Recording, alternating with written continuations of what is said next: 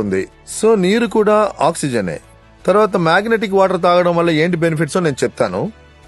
General గా మీరు చూసారంటే ఈ మ్యాగ్నెటిక్ టెండెన్సీ మ్యాగ్నెటిక్ తన ప్రాపర్టీని ఎదురుగా ఉన్న వారి మీద జనరేట్ చేస్తుంది. సో ఈ మ్యాగ్నెటిక్ ప్యాడ్ లో ఇందులో full and full high power, high capacity natural bio magnet ని యూజ్ చేసాం.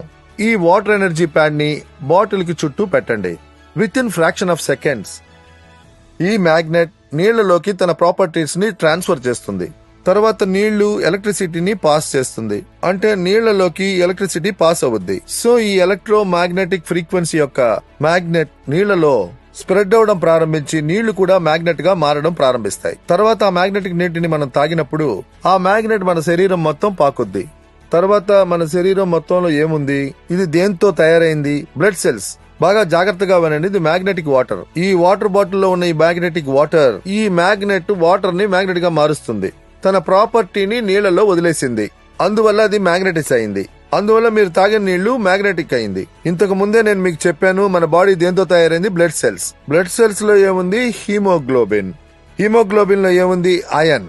ఐరన్ ఏం చేస్తుంది? మ్యాగ్నెట్ ని అలా లాగుద్ది. దేని లాగుద్ది? మ్యాగ్నెట్ ని అలా లాగుద్ది. కాంబినేషన్ ఏంటి?